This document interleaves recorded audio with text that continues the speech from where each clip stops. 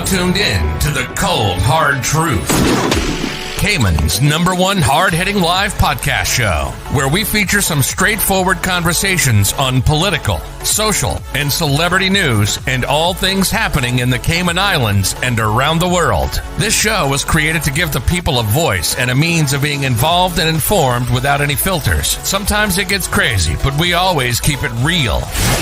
We bring you the tea, piping hot, so grab your favorite beverage and join the conversation via WhatsApp at 324-1612. Email tips at CaymanMarlRoad.com. Now, here's your host, Sandy Hill, broadcasting live from the beautiful Cayman Islands.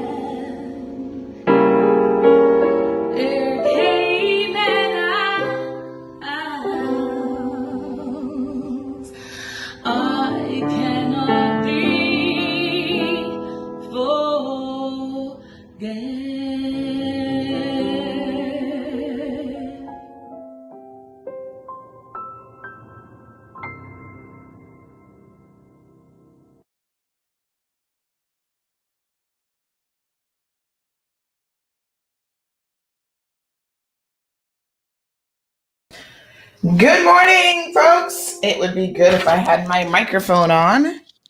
There we go. I'm going to get this sorted out. Happy Thursday. Today's October the 29th. We've just got, 2 more days in the month of October, and then it's November. Before you know it, it's going to be Thanksgiving and then Christmas. And, wow, are we headed into 2021? I think everybody's kind of feeling like, can we have a better 2021?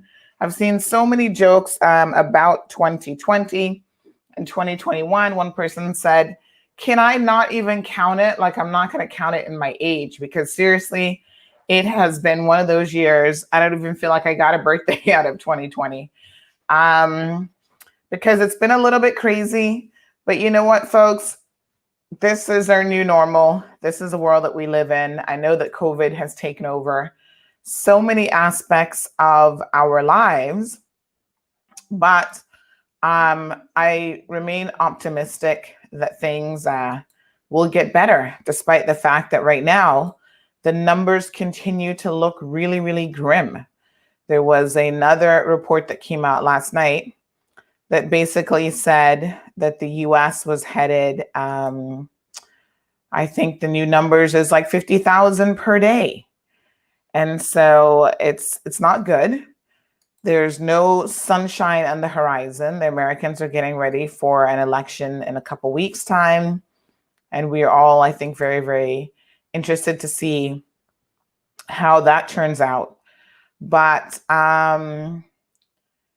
yeah, it is it's quite interesting. So what I can tell you is we're just gonna have to hang in there. So the US reported a record of more than 500,000 cases this past week. That's 500,000 cases, folks. And they recorded a daily average of about 71,000 new cases, which is an increase of 40% from the average 2 weeks earlier. Now, I read this in light of some of the comments that I keep seeing on social media from people who still are saying, oh, we need to do more in terms of opening up our borders and allowing more people in. My opinion is doing more is an absolute recipe for disaster. So Irvelyn, good morning to you, my dear. Thank you so much for always tuning in every single morning. Hello, Olivia. How are you? Siobhan, big shout out to the beautiful Siobhan. Good to see you. Buenos dias to Elizabeth. And, wait a minute. Is it Irvelyn's birthday today? What? Happy birthday, Irvelyn. We hope that you are having a fantastic birthday. Now, I know that some of you had actually reported to me that there was a little bit of an audio lag in the feed recently that wasn't there before. So I took some measures last night. It's kind of challenging to know what causes audio lag because, believe it or not, it can be so many different things. But I have attempted to, in November's Irvelyn's birthday. Oh, good. I want to make sure we don't miss that. I've attempted to do some corrective things that hopefully will remedy that situation. So good morning to our friend Morna. Morna had a little surgery this past week, so thank goodness that she is well. You kind of feel like anytime you have surgeries, especially here in the Cayman Islands, no matter how minor you think it is, and those of you who know what I'm talking about know what I'm talking about, you're just grateful that you survive it because it seems like there's an added risk. And we're going to talk about some of those things in the coming weeks because it's a real issue of concern to the community. And I am doing some behind the scenes probing and investigating at the moment before I say anything further. But let's just say that I have a lot of information that is making me pause about malpractice insurance, malpractice lawsuits, just malpractice in general, and when medical errors happen.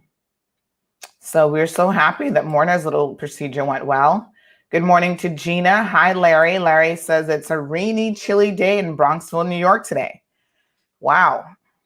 Carol says, why are we letting people in from the US and Europe and increasing the BA flights? Carol, we're going to get into that this morning because Alric will be joining us as we're looking at this Global Citizenship Concierge Program. The bottom line, Carol, is there's a level of desperation to reopen our borders. But the question is, reopen at what cost? That's the real question. Because reopening your borders and then having this, like it has done everywhere else in the world, spread again to the point where we have to shut everybody back down in isolation makes no sense. And the government has said that their remit is safety first. Having said that, I personally do not know why we are increasing the BA flights. I got to agree with you. It is raging all over the UK. It's raging all over Europe. Like I was just saying, in the US, 70,000 per day. Oh my God. It's crazy.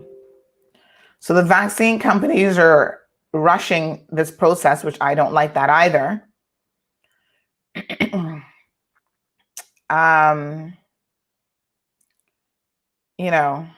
It's not good. 500,000 cases in a week. And this is happening as the Trump administration has said that they have ended the pandemic. Can I ask you guys, I know some of you are listening to this program. You are Trump supporters and you appear to support him no matter what. But I have to really ask you, I know you're going to jump on here and say, no, that's not what he said. That's left-wing propaganda or right-wing. I can't remember what wing you're blaming for the things that come out of his mouth. But at some point, are you guys willing to admit that Trump maybe isn't playing with a full deck of anything? Like maybe something is wrong with Trump. But he has said that he's ended the pandemic, and this is like one of the highest, or if not the highest surge thus far. And I know you're not going to believe me unless I show you this video clip. Every major newspaper is carrying it. Business Insider, Forbes, Kaiser Health. Kaiser Health News says mission accomplished, ? White House release says Trump ended pandemic. What the heck is going on in America? How can you, and it's just crazy. So in case you missed it, this was a White House press release purporting to claim scientific achievements by the Trump administration.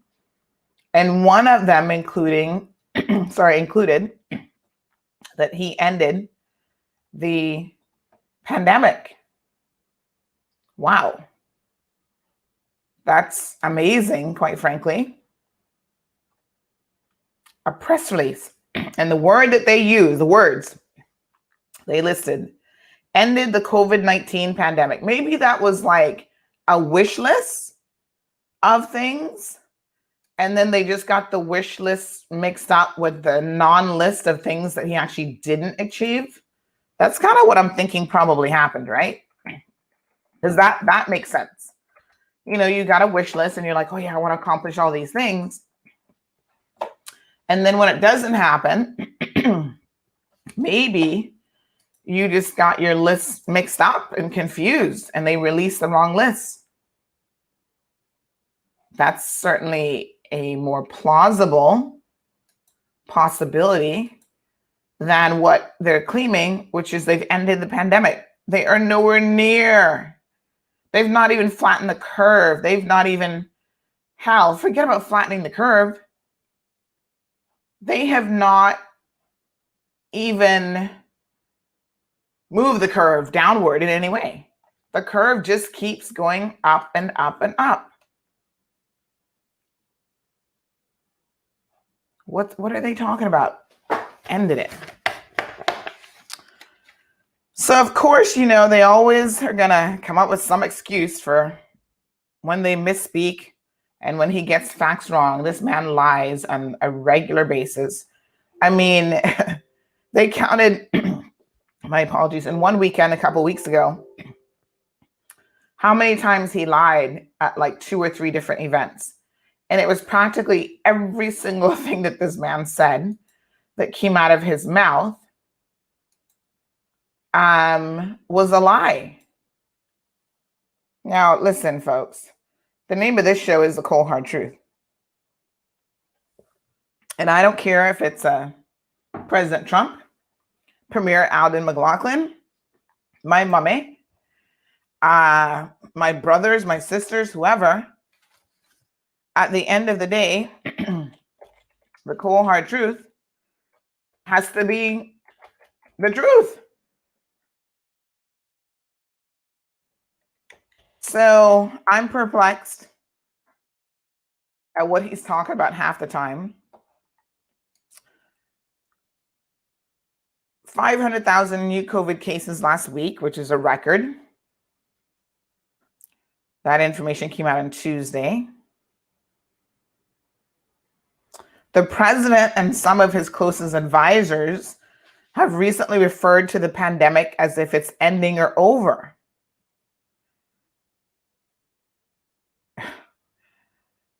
A recent Forbes tally found that Trump had claimed the US is rounding the turn. That's a term that he used, out of the pandemic, or a variation of that phrase, 39 of the last 57 days. I get it now. I totally, totally get it. He is one of those people that believes that just because you say it, that makes it true. So it is a self-fulfilling prophecy. You say it enough times, you say it 39 out of 57 days, and that becomes your reality. That becomes your truth. At rallies, he's been downplaying the severity of the virus, pointing to his personal experience of overcoming the illness earlier this month. A Trump campaign ad posted on Facebook this week spoke about the pandemic in the past tense. Boop, behind us. We ain't got to worry about that. In August, so this isn't necessarily anything new, White House economic advisor Larry Kudlow also spoke about it in the past tense. What exactly was said in this press release? This is the exact quote, folks. From the onset of the COVID-19 pandemic, the administration has taken decisive actions to engage scientists and health professionals in academia, industry, and government to understand, treat, and defeat the disease. And then they've got tons of examples here of where he claims in his RNC speech that they've successfully fought the coronavirus, that he's rounding the final turn, and he has this all under control. It's a lie. And, there's certain times in our lives, no matter how painful it is, that we have to be brutally honest with ourselves, brutally honest with those around us, because without honesty, we cannot get to the heart of the matter. Mr. Walton, good morning to you, my friend. He's wishing everyone a safe and productive Thursday. Thank you so much. Good morning, Miss Joy, joining us in Texas. Hi, Catherine. How are you? Good morning, Melita. Flashpoint says new COVID-19 cases are mostly from travelers, so that should inform our decisions as it relates to opening the borders. Thank you, Flashpoint. Seems like a no-brainer to me. Renisha, good morning, my dear. Kayla is watching from Jamaica. Thank you so much, Kayla, for tuning in. Hopefully you guys are having some much better weather there in Jamaica. Hopefully also you caught our regional, it's our Caribbean Connection Wednesdays. That was yesterday. She'll be back next Wednesday as well. I saw that Scotiabank, as we mentioned briefly, is closing a number of branches, and that's going to result in some job losses. Catherine is wondering if the president has syphilis, because apparently that causes mental illness. Catherine, putting all jokes aside, because he may not have syphilis, but there is a history of dementia and early dementia in the Trump family. So it is entirely possible, just like Ronald Reagan, he had people behind him who were propping him up and writing his speeches, except he actually had better speechwriters and they were more equipped to tell the truth, right? But, he had people, he would misstep a lot of times during his term because he actually had early onset dementia and they were covering for him. So the irony of America being the supposedly superpower that it is, with how many million people, and yet they seem to pick people to run the country by and large who are old white men in their 70s who seem to be forgetful, because I mean, Biden, I guess, is the lesser of the two evils, but let's be honest about his shortcomings as well. He often seems to misstep and get confused and, forgets where he's at and gets a little bit turned around. So America, how is it that you don't have anybody else that's available? Like every single person that got close to being either the Democratic nominee or the Republican nominee, obviously President Trump was the defunct one for that, seems to be an old man that, is barely hanging on by a thread.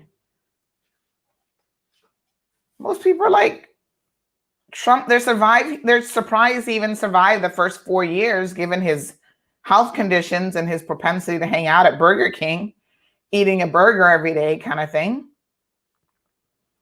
It just is really astonishing to me, to be quite frank. America has such brilliant, well-accomplished individuals, but apparently when it comes to political office, the options are very slim. Trump has created his own reality. What is really concerning is the number of people willing to accept the lies as their own reality. Yeah, Flashpoint, this is the thing that gets me. I mean, listen, no matter how much I like someone, no one is going to sit down and lie to me and deceive me, and I'm going to just sit there and buy the bullshit. That's precisely why I'm no longer a member of the progressives. Because at some point you go, huh? You take out your little magnifying glass and you're like, what you say in certain forums doesn't match your actions and what you're actually doing. And that's a problem. We call it duplicity. We call it lying, flip-flopping, whatever you want to give it, whatever name you want to call it, it's a problem. And if you surround yourself with people like that, people who think that way, people who engage in that kind of behavior on a regular basis, that's who you are too. So I agree, Flashpoint. It says more about the Americans that buy into this. And let us be very frank and clear. I do not believe that this is the majority of Americans at all. We know that because he lost the popular vote in the last election by 3 million people. So there were at least 3 more million people out there who did not buy into Trump's BS. So I think these people account for a small, vocal minority, lesser minority compared to everybody else, I guess. So that gives me some hope. But because their voices are so vocal, because they have such access, like all of us, to social media, and they think that they can just throw something up there, whether it's true or not, and it's going to just stick, and that people will just believe it. Thank God, and I know they're always cussing Facebook, but thank God that Facebook has started to implement certain measures, truth-finding measures. And I'm glad for it. We got caught up by one the other day where we got a video of an airport flooded and someone sent it to us and said, oh, this is Kingston, Jamaica right now. Well, since all of Jamaica is flooded, I mean, it looked like a believable video, right? So we posted it up and somebody fact-checked it and turns out it was Mexico. So thank you, Facebook, for your new fact-checking feature. I don't mind it. If you're in the business of telling the truth and every once in a while you accidentally get it wrong, you have no issue with people correcting you. Trust me. Larry says that there's an alarming number of, I won't use that insensitive word, Larry. Let's just say ignorant people acting like there's no pandemic, stupid and childish, unbelievable. And Larry, I would have thought of New York, of all of the places, that they would have learned their lesson and learned it well. But you know what? Some people just never learn.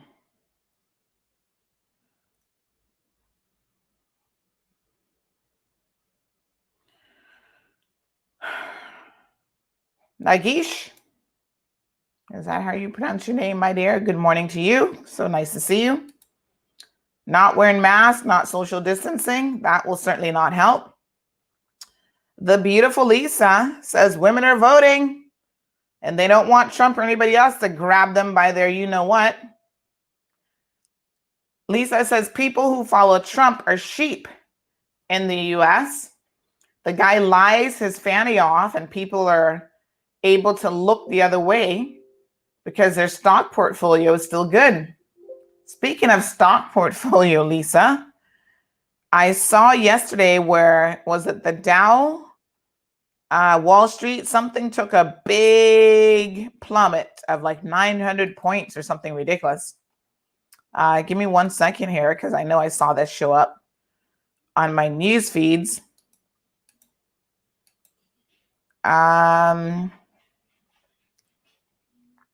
It was some kind of headline. Hold on.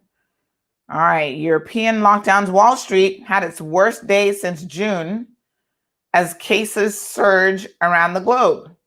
So directly tied in to what's happening with the coronavirus, Wall Street is responding because it's not looking good.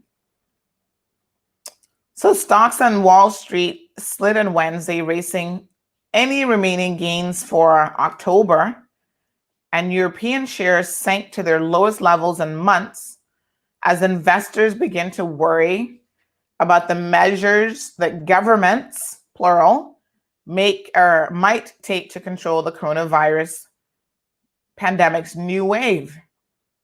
The S&P fell by 3.53% on Wednesday, its biggest one-day drop since June the 11th. The Stocks Europe 600 index tumbled 3%, its lowest since May. In Britain, their FTSE 100 index fell more than 2%, its lowest since April. France and Germany, more severe shutdowns to curb the virus spread, seems to have failed. Speaking of New York, there, Larry, in the United States, New Jersey's largest city, Newark, I always mention Newark, has imposed a curfew and reinstated limits on gatherings to control the outbreak there. And other governments are considering similar steps. S&P, oil prices fell more than 5%, and shares of energy producers were among the worst performing stocks in the S&P 500. Giant tech companies, which expect a large pull on the direction of market indexes, which exert, a large pull, also fell sharply. Apple, Microsoft dropped more than 4%. Google's parent company, Alphabet, that's their parent company, really? Just learn something new every day, slid more than 5% as well. Shares in the aircraft maker Boeing fell after it reported its fourth straight quarterly loss and warned of further layoffs. Well, that's not really a shock. MasterCard tumbled after it reported disappointing profits and sales data. So traders in Wall Street are getting edgy. They're hoping that with the election approaching, there might be something on the horizon for them. I don't know. It's just not looking good. So Lisa, maybe with all of this happening, people will wake up because their stock portfolio this morning doesn't look very good. Lisa goes on to say it's shameful. He's mentally unfit for service. I won't forget those who supported him with his racism, misogyny, COVID, pulling us out of the World Health Organization, and on and on and on. The only thing he's rounding is his wallet. And even that, he'll probably file for bankruptcy again after he gets out of the White House and blame it on the Americans. It'll be the voters' fault. You made me go in there and lose all my money, he's going to claim. Good morning, Sony. Good morning, Marshall from North Carolina. Louis is joining us from Detroit. Good morning. Hi, Keisha. I'm doing well. Thank you so much. Here in the Cayman Islands, we are a very small community, folks. And so anytime one of us has died or we're sick, we really feel it. And this morning, everyone in Cayman is sending up some prayers for Rudy. Everybody knows him as DJ TNT. We're all hopeful for a miracle. We know that he's not doing well. He has a bit of a situation that has landed him in very serious condition in the hospital. So we believe in the collective power of positivity, of prayer. I mean, I don't even care what you call it, really. You have to know that there is positive energy, and a lot of it that is being sent up for Rudy today. We got the news kind of late yesterday, and he's definitely in our thoughts and prayers, him and his family, really. Things like this, I mean, it can be so incredibly difficult.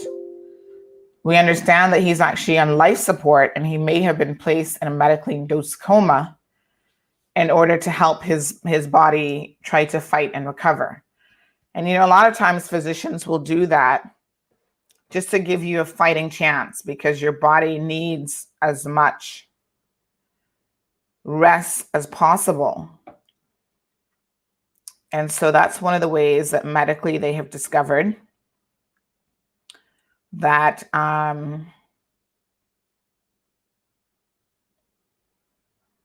that they can assist the body in healing. So prayers and thoughts definitely going out to, as we call him, Kamani TNT Davis, Rudolph. We're praying for you, buddy, and you're going to pull through this. Everybody's remaining positive that will be the ultimate outcome. We've got Alric hanging out in the wings, so let's bring him in. Good morning, Leslie. Good morning, Alric. Good morning. We're all about our manners here on Cayman Mall Road, so I like to give my people their shout outs. So Erwin, Bonnie is watching, Janelle is watching. We've got a little bit of feedback. Do you have any headsets by any chance, Alric? No, maybe let me shut myself, or maybe. Okay, we might have to, I'm going to just mute you for a second. It's actually feedback coming through from the computer, I think. So sometimes just plugging in a headset is helpful. We might have to get you a headset, Alric. But if you do have one, plug it in. And I think you find the feedback might disappear. I think laptops are a little bit tricky sometimes with this. Lisa says she'll take the question. Why no one other than old white guys, homophobic and misogyny sprinkled with some racism? Flashpoint believes that politics doesn't typically attract the best and brightest individuals. Ooh, well, we're going to talk about that. I wonder if Alric will address that particular point for us. Just a second here. Alric, this is one for you as a budding politician. Flashpoint says that politics does not typically attract the bright and best individuals. What's your take on that? First of all, can you hear me okay? Yes, perfect. Well, first of all, I think I would probably pose the question a different way. Does politics attract the people who could do the best for the country? I think that some people who could do very well for the country decide to stay out of politics for many reasons. They don't want to lose their privacy. Once you go into public service, your private life is pretty much open to everyone. You end up spending most of your time assisting others as a public servant. and that time is spent often away from your family, and results in other issues, results in family issues. So I wouldn't say that they're not the best and the brightest. I would simply put it that other way, that there are people who could make great contributions but don't get involved because of the reasons as I just mentioned in terms of family. And they also don't get involved because they realize there's a lot of bureaucracy, a lot of horse trading, a lot of, you can get this done if you do this favor for me, instead of thinking about the public interest and doing the things that are necessary to take the country forward. Now, there's this, just sort of adding on to that point that Flashpoint has made. I think there's truth to that, but it doesn't apply to everyone. And I think this is where now for us here in the Cayman Islands, coming into the general election, we have a responsibility to pick apart the candidates and to really see what they are indeed bringing to the table. And I think it's interesting. Flashpoint also says that we need to get big money out of politics, or we'll never have quality political candidates, and we will never experience true representational democracy. But having said that, Flashpoint, I want to counter that way of thinking by saying to you that the fact of the matter is, especially here in the Cayman Islands, the vast majority of people who have run and been elected for political office have been members of the merchant class who have controlled this country for a very long time. Someone was saying to me the other day that if Moses Kirkernels, because there's some rumors on the Marl Road out there, that he may not run or he may not seek re-election. And so yesterday I got a list of all the people that are thinking about running in Cayman Brac. And someone said to me recently that if he decides to not seek re-election in Cayman Brac, this would be the first time in 50 years or something ridiculous that we have not had a Kirkernel running for office, in office, or whatever. And I thought that that was so interesting, because obviously the Kirkernels are a privileged, there's no other way to slice it. They're merchant class, they're business owners. They own a shipping line. They own, in the Brac, I think Mr. Kirkernel is one of the owners of the grocery store there. They own office supply stores. They're not at the bottom of the totem pole is what I'm trying to tell you, right? So is it really that big money is the issue, or those big money people are looking for even bigger money? Maybe we need to put people in office who have a relatability factor, right? So I suppose their position might be one thing. So if they're merchant class, if they're rich old white men or whatever, but does that allow them to understand the plight of the average person? Right? Does that allow them to then put policies in place and come up with ideas and solutions that are workable for the average person to improve their position? So take, for example, we're already talking about Trump. So he just happens to be the perfect example for so many things that's wrong with the system. He came from a very privileged background himself. So this is a kid that before, he's no longer a kid, but when he was a kid, but when he was a baby, literally, he had a trust fund already set up. His dad was paying him a salary from rental incomes so that he didn't have to pay taxes on that. So the father didn't have to pay taxes. So from day one, Trump has enjoyed a privilege. And I'm not saying that there's necessarily anything wrong with financial privileges in life. All of us would love to be born with a silver spoon in our mouth, I'm sure. Except it doesn't give you the same level of reality that everybody else is dealing with. And when you put persons like that in a position of power, it doesn't take long for them to start looking out for their other rich friends and their other rich buddies. And whether that's, tax cuts that they're going to put in place that are going to benefit the 1%, cutting of social programs that benefit working mothers, families that are struggling with mortgages and other issues. So I think there can be, Flashpoint, a disconnect when someone comes from a certain background that has money. So when you say get the money out of politics, I think we have to be careful at how we approach that process of getting the money out of politics.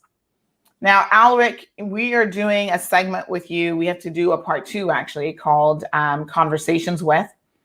And in our Conversations With segment, we kind of got to know a little bit about your background. And the truth of the matter is you came from very humble beginnings. In case anyone missed that show, we can do a brief recap because you were definitely not born with a silver spoon in your mouth. Alric is a product of a Windsor Park neighborhood, parents working, trying to make ends meet. Alric has experiences with family members who didn't necessarily toe the line with the law.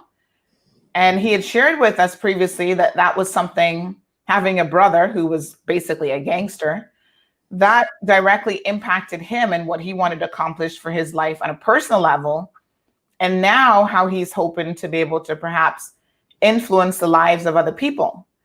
And one of the things, Alric, that I think is really interesting that maybe a lot of people don't know about you, and I know you're not necessarily going to sit here and toot your own horn, so I'll do the tooting for you, is you do a lot of community service. And one of the reasons that you actually do that is because of where you're coming from, because of your beginnings, because of people perhaps at critical points in your life being there to assist you. And I can actually relate to that, because when you've been in a position to go to bed hungry, you know how that impacts you. You know how it impacts your family.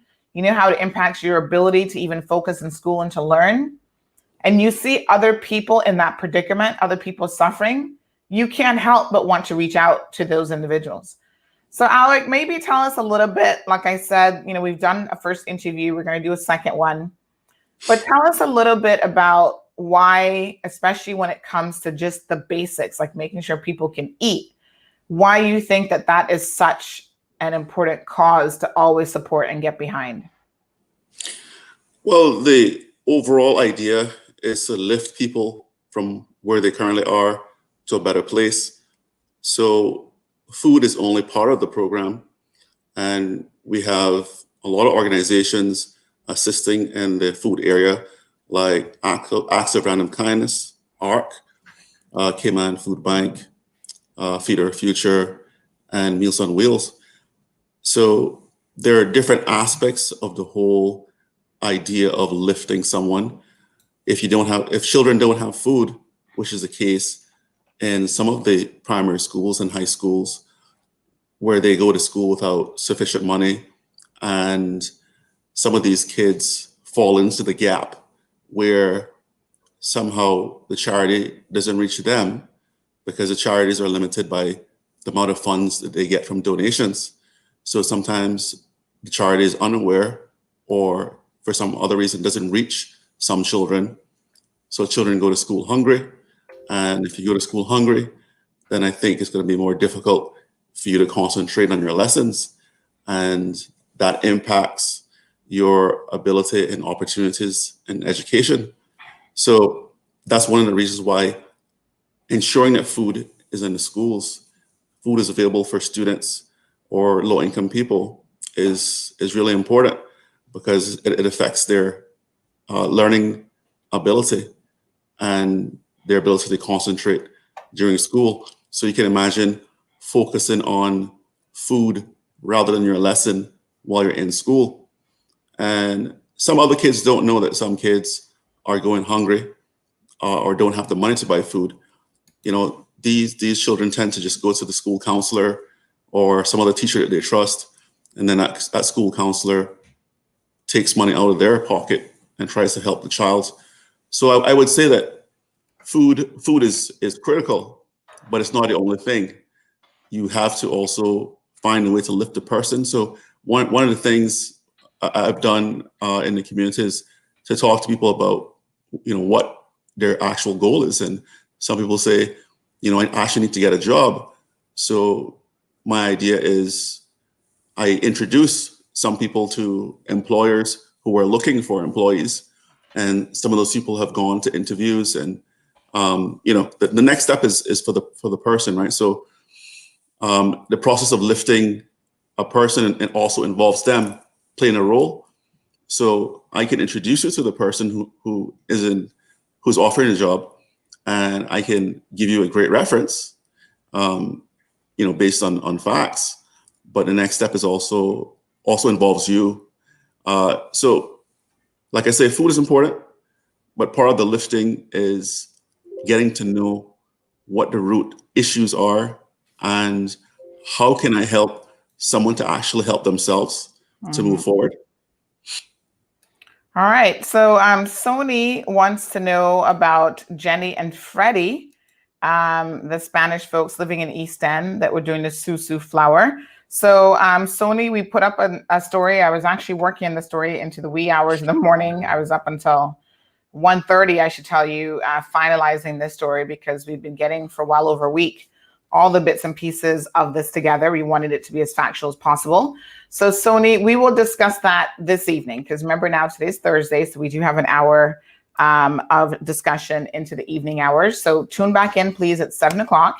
And we will be talking about this specific case. And of course, we invite, as always, Jenny and her husband, I understand now, they just got married in this fiasco, Freddie Pacheco, onto the program to explain their role in this failed Susu flower.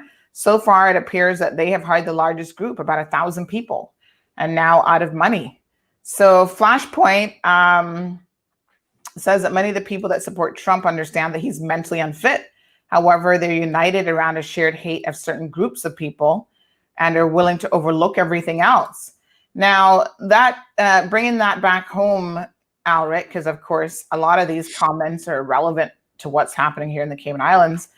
I don't know that we're quite as extreme, but maybe I'm no longer in the political fold of these parties, but there is a sense of loyalty no matter what someone does. So we have seen it here. We have seen whether it's the UDP, CDP, progressives, whatever they want to call themselves, where people get so, I think, what was the term that Johan said about personalities? So they're running these political parties by personalities, but really it's like a cult of personalities when you think about it, that people get so obsessed about the leadership or the party or the colors of the party and, supporting those types of things that they really miss the boat in terms of being objective about what is really happening and whether or not the policies and decisions that a particular party is making are actually beneficial to the country and if the results are there to prove that. So, when I hear people say, and listen, I have, on the one hand, a lot of respect for Mr. McKeeva Bush. He has, like so many others, come up from nowhere and he has accomplished a lot for himself. And he is one of those people I honestly believe who would give you the shirt off of his back if he had it. He has helped a lot of people in the community of West Bay. But at the same time, it is clear that Mr. Bush has some demons, which he has admitted to in his last apology letter, that need to be addressed. So I can't be someone who can say, I have any degree of respect for Mr. Bush or I even like him at any level if I can't be honest with him. And I'm sure he may take offense to that. Some people don't like when you give them the cold hard truth, but it is what it is. And despite that, there are supporters of his who have found every excuse in the book to explain away his behavior and why he assaulted a woman bar manager, some months back. And in fact, I've even heard people blaming her for the assault. Oh, she's a lesbian, or she allows lesbians to hang out at the bar. And I mean, it's just beyond ridiculous. And Alric, as you know, if there's two things that I really do not tolerate, I would say three things really. It is abuse of children in any shape or form, whether it's psychological abuse, physical abuse, sexual abuse, abuse of women in particular, who, are often the weaker sex because of the positions that they hold in society, generally speaking, and abuse of the elderly. And so I can't give anybody right, regardless of whatever they claim the circumstances were, if they assault or beat up on a woman. So I Alric, what is your position on domestic violence? I know that this wasn't exactly on our topic for this Global Citizenship Concierge Program, but you know, on this program, you got to be ready for any question. So before we read Larry and Flashpoint's final 2 points, can I hear what your position is on domestic violence? You've got a daughter, by the way. Congratulations. Not a new one. No, not it. Well, I don't know. I'm not swearing for that, but I know I meant you've got a toddler. So hopefully you are beginning to understand more, even if you didn't previously, of the disenfranchised position that a lot of women, especially in the Caribbean, find themselves in. Well, the issue is when you look at the cultural aspect, it seems that people turn a blind eye to a lot of things. And the other issue is, even if you're not turning a blind eye, the law itself is there to protect women, but the issue is the law enforced? And if the law is enforced, is it only enforced against certain people? Because you certainly hear and learn about certain offenses that have occurred, but you don't see anything going forward in terms of prosecution, or sometimes you don't see anything happening in terms of a harsh sentence. And sometimes when there is a sentence, the sentence is very light. So the question becomes, do we need to have more females in higher positions that actually take a stand and actually address the issues that are facing women, including domestic violence? So some people say we need more women in politics. Mm-hmm. Yes, that's true. That's true. And Sandy, we should have you in politics, by the way. But it's not just that alone. It's making sure that it's not simply a party person that is going to toe the line, so that when something goes wrong in the party, in relation to violence or other issues, mm-hmm. that the person simply doesn't just toe the line and stay silent. The person also needs to take a stand. Mm-hmm. Why does a person need to take a stand? Because there are other young girls in the community who see them as an idol, who's looking up to them. Mm-hmm. And I think that if other young girls see that someone is just remaining silent and letting things happen, then they're going to feel discouraged too. And they're going to start to feel, am I really powerless in this situation? So we need leaders to inspire adults as well as young people, and to strengthen them, and to make sure that they understand that there is a law, and the issue is a lack of law enforcement and lack of courage and a lack of will to do the right thing. Well, thank you for that, Alric. And someone has just sent me a WhatsApp message saying, have you ever thought of running for political office? And not only have I thought about it, but I have ran for political office, just as I think political parties were just getting started. So of course they got the vote and they got the support. But what I would say is I'm not considering political office anytime in my future that I can see, but you know, they say never say never. And there's a number of reasons for that, just in terms of where I'm at in my life and my focus. And to be quite frank, I have to wonder if I gave up Cayman Mall Road and I ran for political office, say by some stroke of luck I got in, who's going to be doing this job?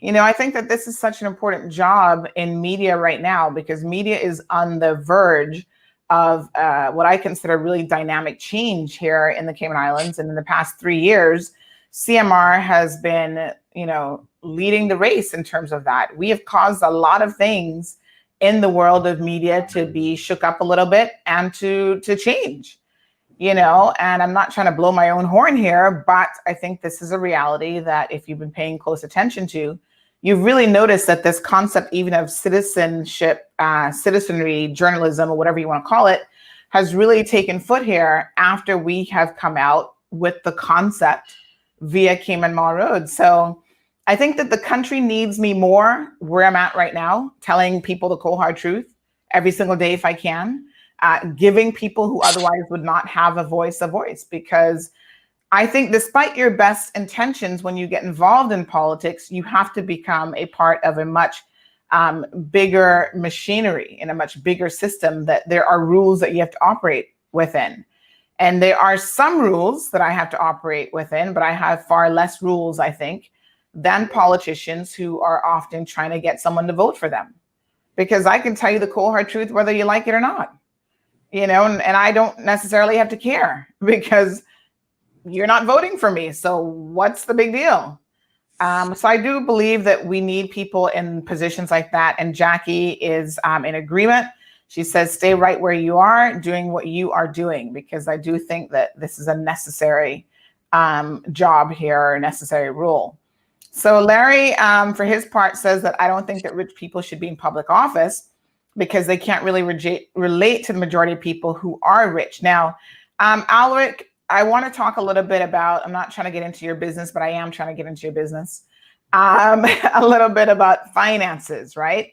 So you are a lawyer and you're a CPA, and I think that this question came up recently, where some people think that there are persons, and I'm sure that this is the case for a lot of people, who run for political office because, hey, they're going to start making $8,000 CI per month to do practically nothing. And that's a decent chunk of change for elected officials around the world. I would say that it might be one of the highest what the politicians get paid. And so there's some people who are perhaps sitting down thinking, well, maybe Alric needs $8,000 a month. Now, based on your qualifications, I wouldn't personally think that you would need $8,000 per month. But tell me, or tell the people really for their own benefit. Good morning, Donovan, also tuned in from New York. Tell us for our benefit, you don't have to give us a copy of your paycheck, but are you running for a political office for the money is the cold, hard question. No, but I intend to be a public servant and earn every dollar that is paid to me. And I will certainly use part of the salary to contribute back to the community. So it's not the motivation. My motivation is to become a great public servant. Okay. And you're making enough money now to sustain yourself, I'm sure, beyond anything you might need. So basically, the majority of what I do is director services, which means that I act as a director on various investment funds. And yes, what I make is sufficient to take care of everything I need to take care of. It requires a lot of budgeting because I get paid usually in December and May of each year. Mm-hmm. So while the lump sum is more than enough, I do have to do what everyone else does and just budget properly and spend carefully. What everyone else should be doing. We don't necessarily budget. A lot of us are living or flying by the seat of our pants. So I'm glad to hear that you've mastered budgeting there, Alric. So Flashpoint says Alric has the potential to be a good political representative. That said, while there has been a focus on social issues, I'm not hearing about some of the other issues facing the country. So Flashpoint, do send us your questions, because today we have a focus on, we do want to get into this conversation about the Global Citizen Concierge Program, and Alric has prepared himself for this. However, as you can see, if a question comes up, we will certainly ask the question. And we will be having another segment which will allow the people of this country to sit down and drill and ask their representatives or people who want to represent them whatever cold, hard questions you have. And that is called Speakeasy. So stay tuned, Flashpoint, for those Speakeasy segments. We will be starting them in earnest. And by the way, Alric has agreed, unlike other candidates who have already declared, he has agreed to come on our program on a regular basis.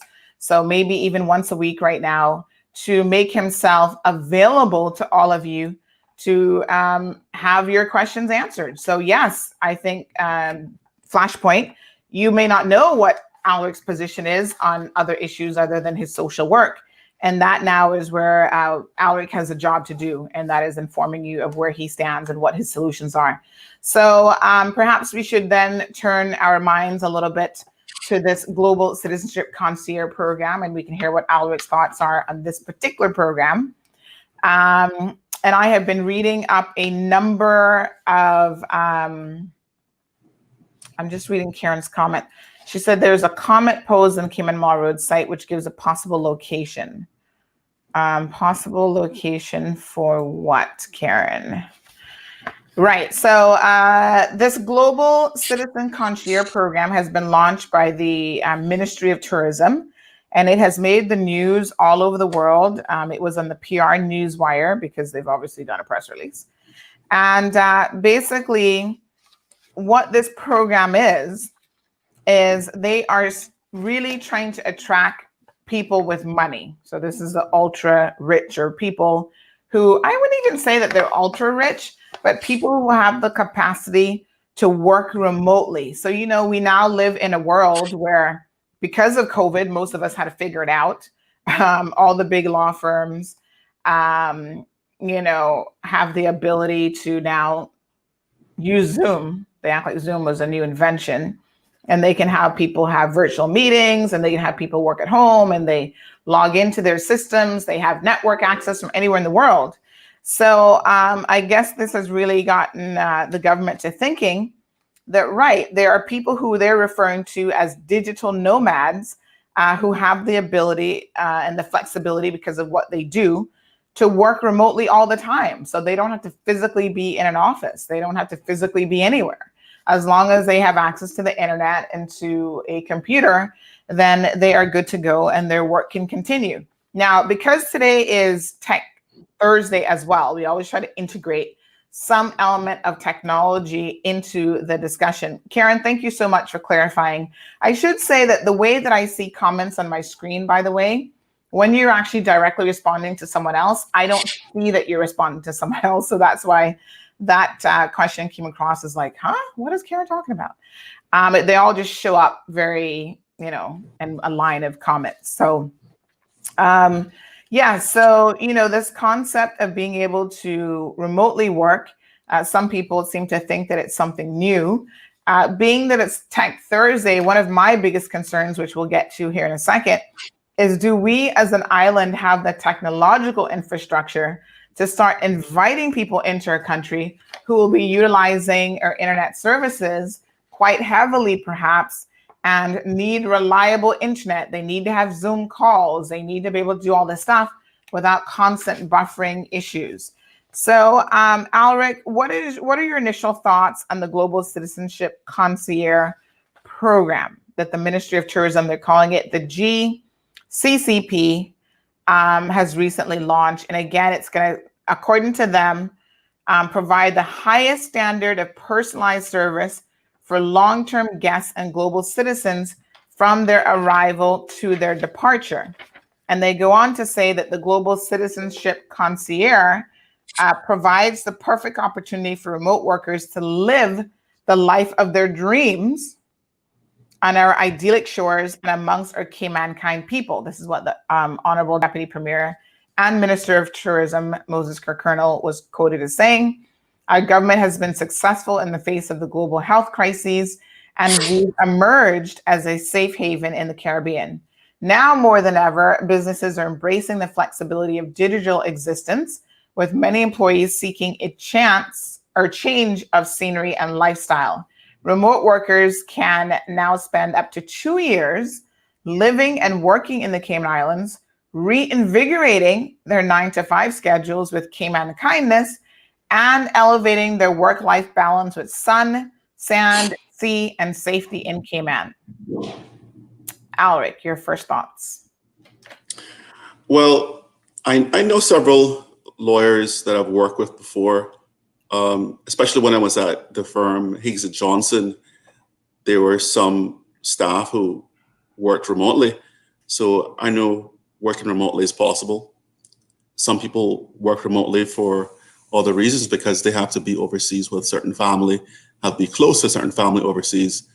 And once the proper IT system is in place, like Citrix, for example, Citrix was used by some firms so that employees could like dial in online and they could see all their documents, they could send emails, they could save their documents, they could put their documents in a place where their supervisor could review. And if there was a question, that could be done by a Skype call or a telephone call. So I completely understand the idea of working remotely, and I do think that it works well in some cases. I think that the intentions are meant to be good in this case with the Global Citizen Certificate Program.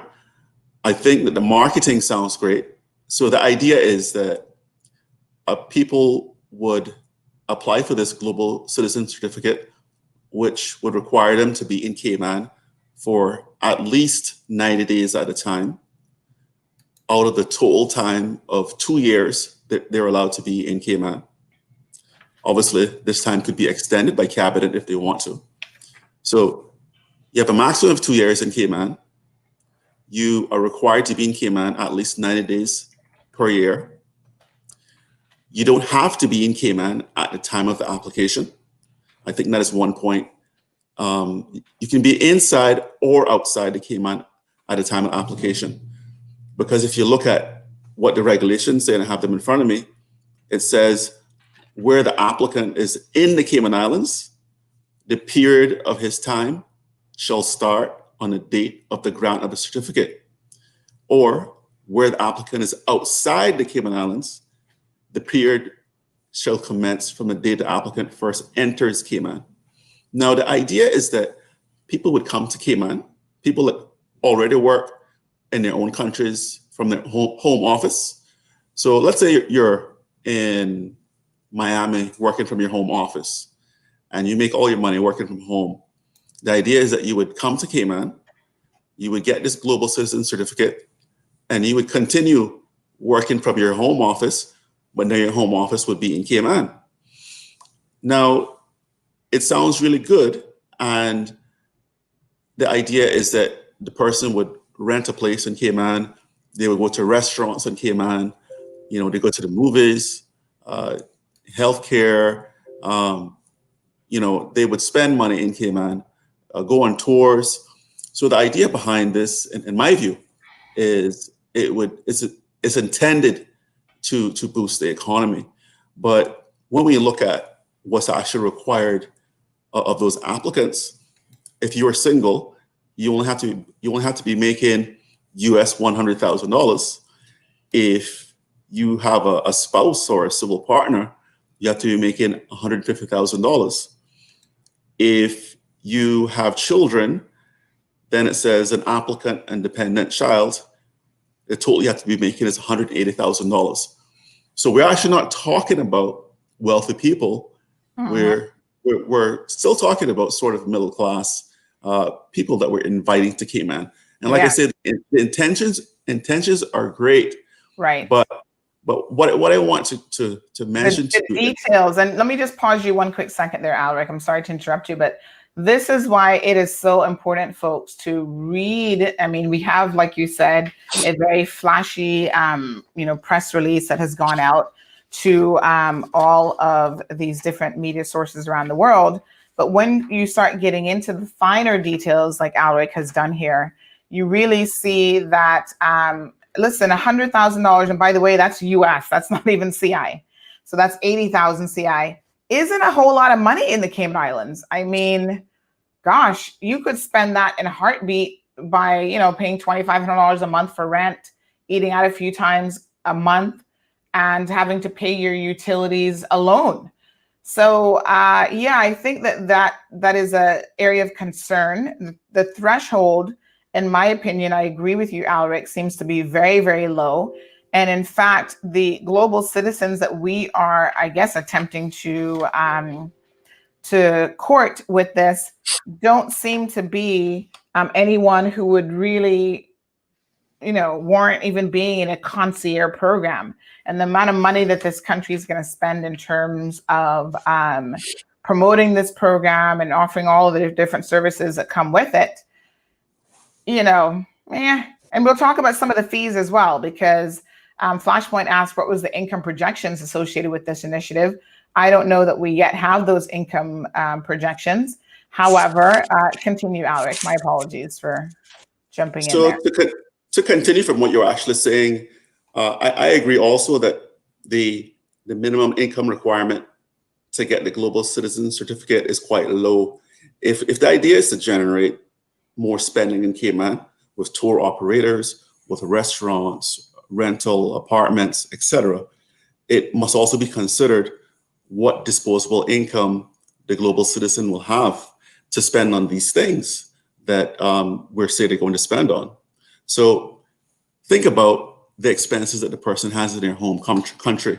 Think about the tax that they may have to pay overseas. It may be like, let's say it's 30%.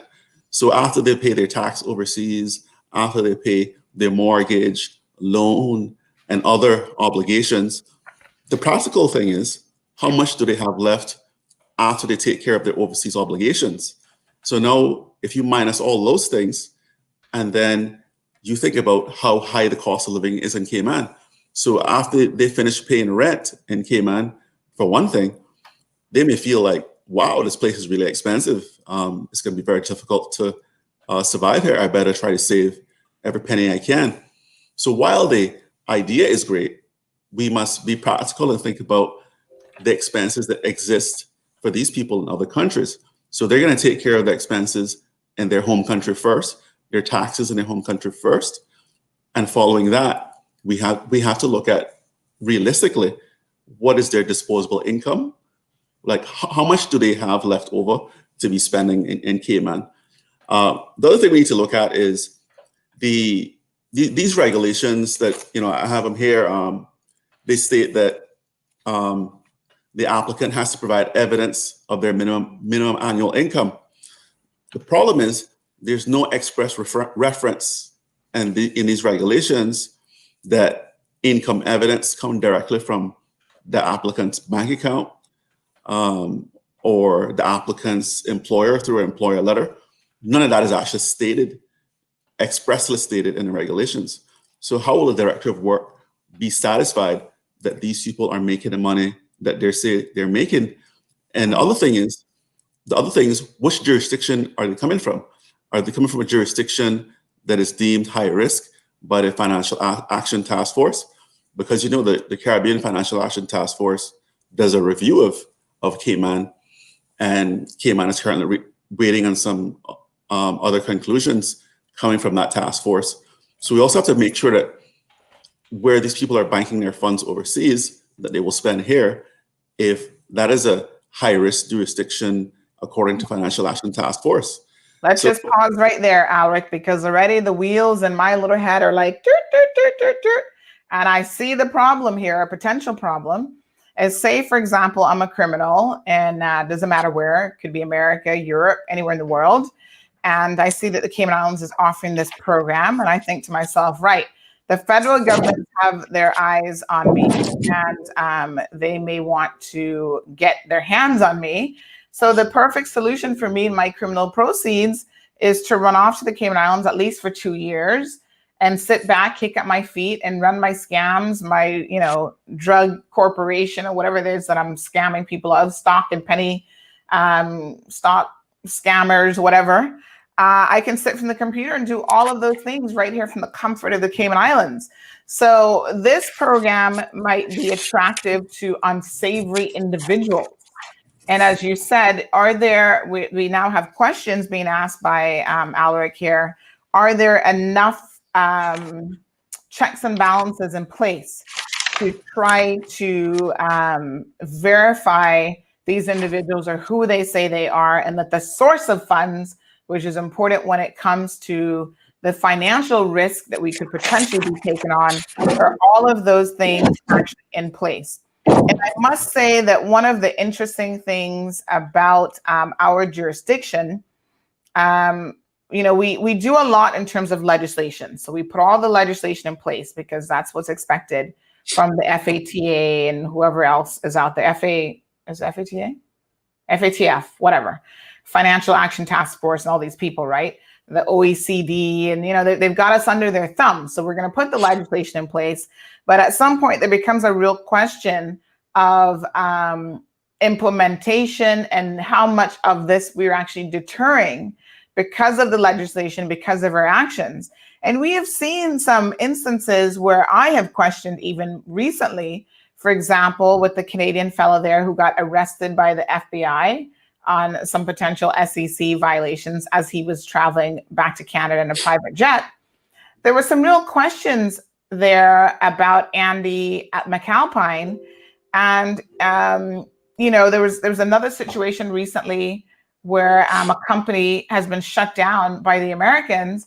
And yet here in the Cayman Islands, the person was able to come and set up shop, register a company, and all of that, even though they had existing SEC violations that apparently SEMA knew about. So they were well informed that this person had had issues with the Securities and Exchange and Securities and what the heck is Exchange Commission. Exchange Commission, my apologies, in the US, and that they had been sanctioned previously, but yet we still allowed them to come here and to set up shop with little to no questions asked, or we just ignored their criminal activity in the past. So are we setting ourselves up for a situation here where we are taking on more risk than it's worth? Now, what is it worth to us? So let's look at some of the Global Citizen Certificate fees. So you pay for this privilege, and the privilege is US $1,469 per annum for the certificate fee for up to a party of 2 persons. That's not even for 1 person. And then you've got a global citizenship certificate fee for each independent of $500 US per independent per annum. And apparently they've tagged on a credit card processing fee, 7% of the total application fee, which is interesting, but okay. That seems really low ball, Alric. Am I wrong in thinking that what kind of concierge program is this? $1,500 US for 2 people for a year.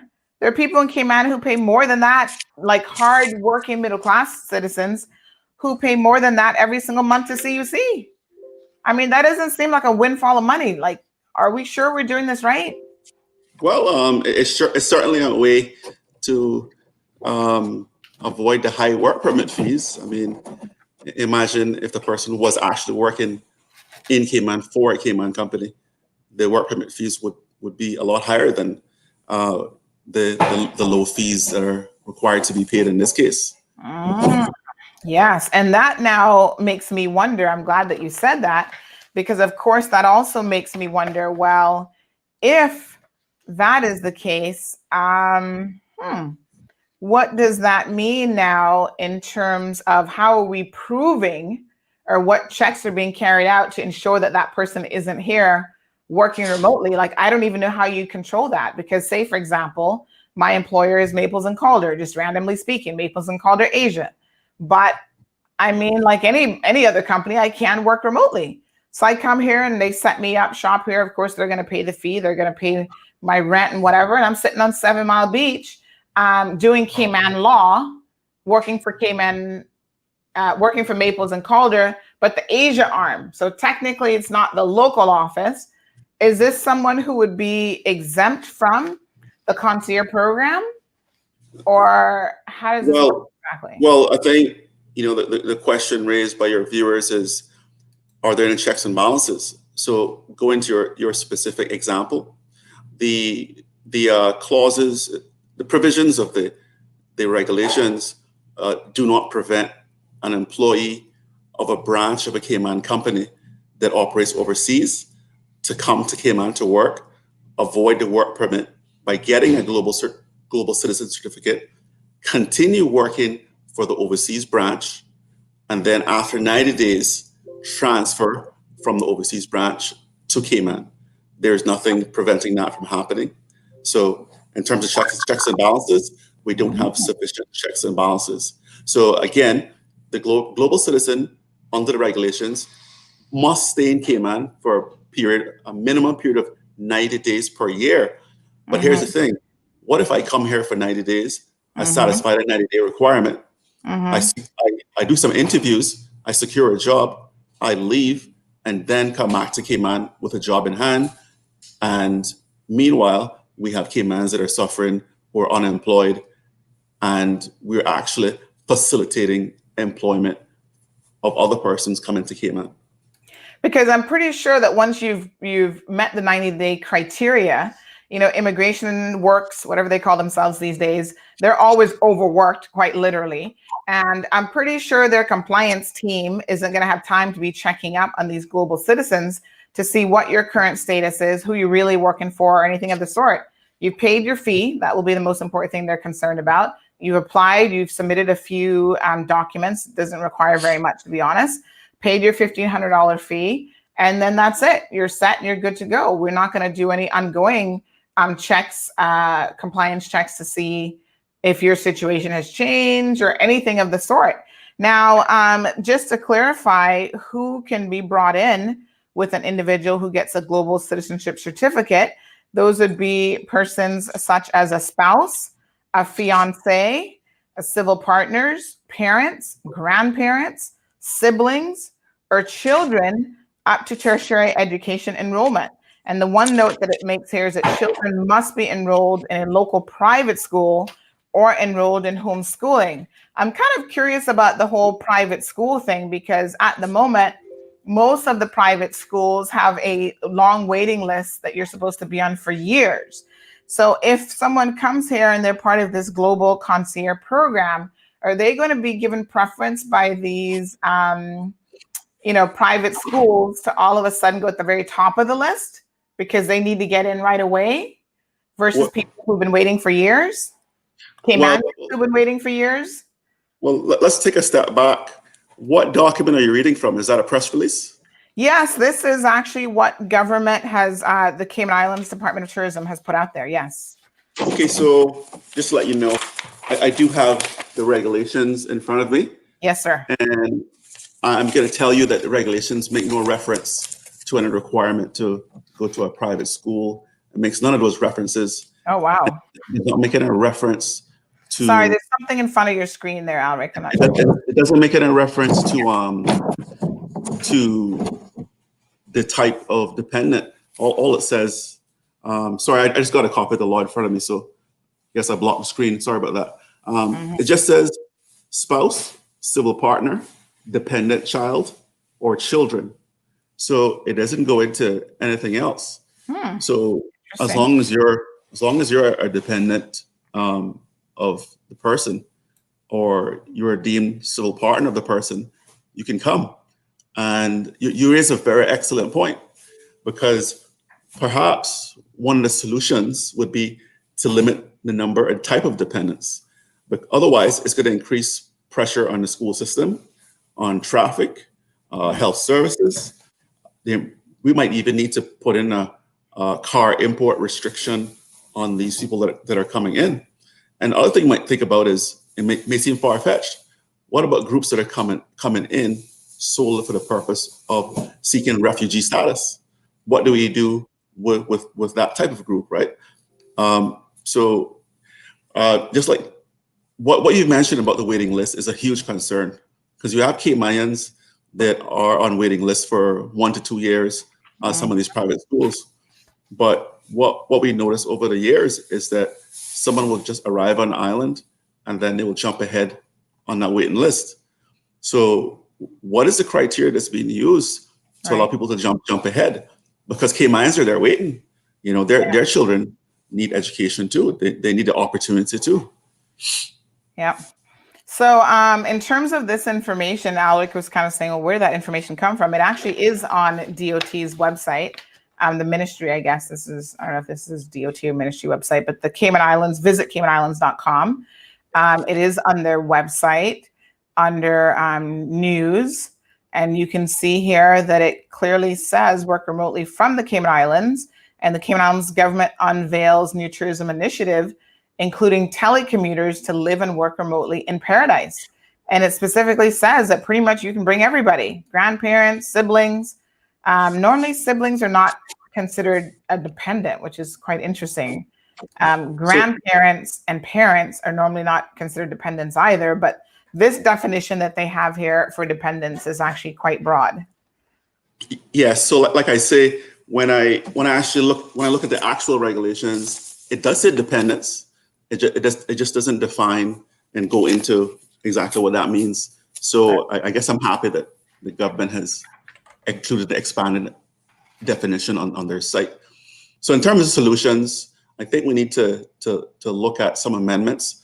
One amendment is to state that the person shall not enter Cayman into any employment with any Cayman company, including interviews or sending letters or actually entering into a contract for the purposes of securing employment or being considered for employment by any Cayman company. And we have to have this restriction in place upon entrance and also in place for at least 12 months after they leave Cayman, because that is to avoid people coming here for the minimum 90 days, securing a job, leaving Cayman and coming back with a job in hand. So what we should do is amend this regulation to state that after you leave Cayman, you have to be outside Cayman for at least 12 months before you can apply for a job with a Cayman company. So that's in terms of solutions. We don't just want to present the problems, but this is a suggestion for amending this regulation to make it a little tighter. So people and not just a Cayman company, but add on something like in any of their affiliate organizations. So we cover Maples and Calder, Walker's Europe, Asia, Hong Kong offices, whatever. So if there is a connection to a company locally, even if they have a foreign office, the foreign office locations should be included in that as well. So Mr. Walton says, is my thinking that these persons would be physically here, but virtually working in their home offices, meaning that they would not be moving money around in our banks except for their cost of living in Cayman? This is an interesting question, and a question that automatically comes to mind out of that is, potentially these persons could be renting office space as well. I guess if they have enough money to do so, they could engage in a 6-month or 1-year lease. So there is the potential, I think, for this program to work well if, as some of you have rightfully pointed out, Ms. Darlene says checks and balances are only for some. This just seems dodgy. Alric, what are your thoughts to what Walton has said? And then how much of a contribution are we projecting that these people will be making to the local economy? I don't think they've gotten that far, to be quite honest, to answer that question, because I've heard no discussions about what the projected contributions are. And it's like a lot of things, when they first set up, for example, Cayman Economic Zone, what's it called? CEZ. When they first set up the zone, there were all sorts of projections about how much money the zone would be bringing in, because again, it's bringing in these ultra rich business owners who are giving preferential treatment in terms of, work permits. So they don't have to advertise their work permits. They pretty much get it rubber stamped. And they're a bit of a concierge program through the economic zone. And the zone has been set up to take care of everything for them. They give them office space. Obviously, they're paying for every little thing.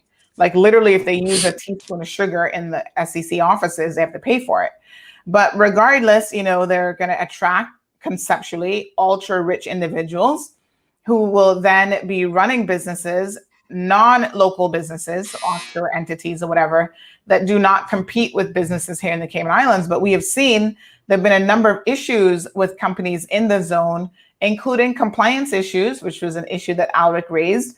A number of them have had FBI investigations. They've had to shut down. In fact, from my own personal experience, I know for a fact that one of the companies that was set up in the zone included directors who had been previously stripped via the SEC to never, ever hold a directorship role again. And all of the documentation that the zone was collecting, they didn't check their databases. They didn't check their compliance databases to see that this had been the case. So actually they had someone who was essentially a white collar criminal as a director of one of the SEC companies. And when Offshore Alert finally reported on it, it's like, oh my gosh, how did this happen? Because somebody wasn't doing the checks and balances that Darlene and all of you are wondering about. No one is crossing their T's and dotting their I's. And so this is a real risk. This is not a hypothetical risk. I know those of you who might be watching the program are thinking, well, what's the likelihood of that happening? Well, I can tell you it's happened a number of times since the economic zone has been set up. And the other thing of interest about the economic zone, because I think that's the closest in my mind to anything that we have that remotely resembles this Global Citizenship Concierge Program, is that the zone ends up suing a lot of people for non-payment of fees. So ironically enough, these people come in, they sign these, big time contracts with the zone. And like I said, the zone does charge you a pretty penny for the privilege. They charge you all sorts of fees. This is the Cayman Special Economic Zone is what it's called. You can check it out. Cayman Enterprise City is another name that they go by. Their website is caymanenterprisecity.com. These people come in claiming that they're millionaires and they've got all sorts of money. And yes, we can pay your $5,000 per month rent, no problem. We'll pay your admin fee for you to handle all of our work permit applications and everything else. And come to find out, lo and behold, that these people are a bunch of shysters and they don't really have the kind of money that they're claiming to have. They just wanted to get a foot in the door. They just wanted to get a work permit and not have to go through the process of actually applying directly to works or to immigration and having to compete by advertising that, yes, we're looking to hire this individual or whatever. They just get it rubber stamped. So these are real things that have happened in the economic zone, folks. I'm not making this up. And a lot of, if you actually go to any of the Grand Court causes list, you'll see that in recent years, the economic zone has been suing quite a number of their own leaseholders, people who've come in and rented from them, because they have defaulted. And I'm going to just pull up quickly so I can make sure I'm giving you some real numbers here. But they have defaulted quite spectacularly with all of the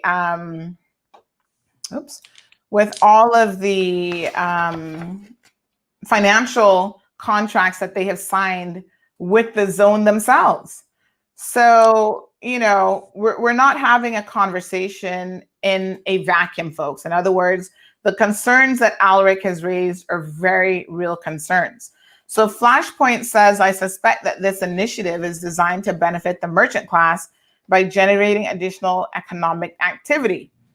Well, yeah, I guess. I mean, it's going to theoretically benefit all Caymanians because, of course, there is a trickle-down effect once there's money in circulation in the economy.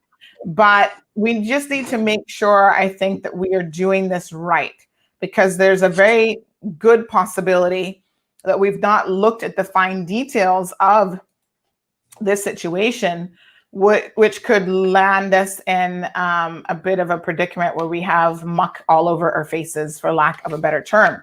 So Ms. Juliet, thank you so much, Dr. Juliet Fagan. Oh, I haven't seen you in a while. I hope that you're well.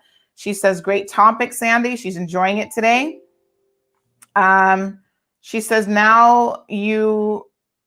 she said, oh, please, now you are already in motion 12 months. You mean 2 to 3 years?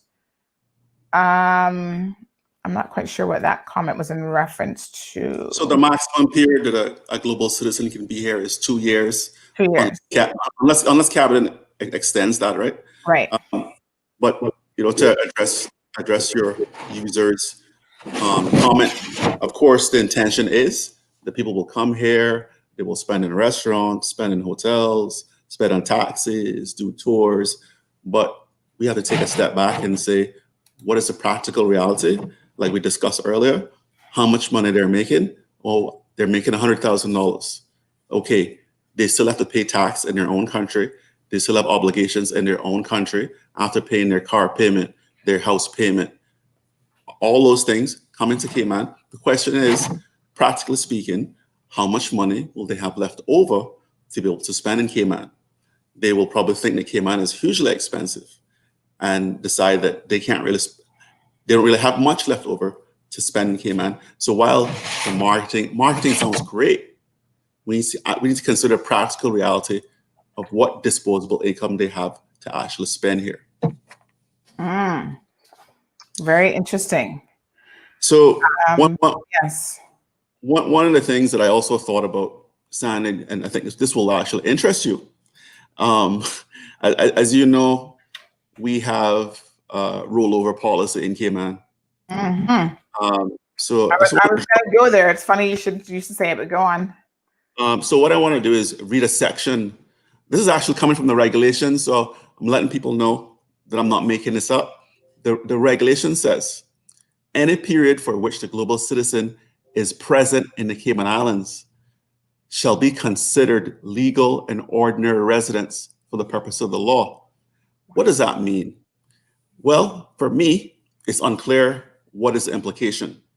Do the 2 years get counted towards permanent residence or citizenship? For me, it's troubling because if there's a person being rolled over and they claim to be working remotely and the additional time as a global citizen gets counted towards permanent residence, this concerns me. So I think that this provision needs to be tightened up.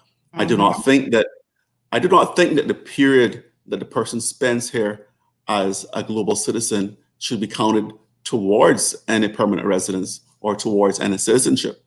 Otherwise, the result that we will have is that a person is about to be rolled over and they will simply get a letter from an overseas office of the company that's here saying that, oh, they're making $100,000 minimum salary, but they're working from Timbuktu. They're working remotely from Timbuktu. So remember, the person does not have to be outside Cayman at the time of the application for the Global Citizen Certificate. They could be inside or outside.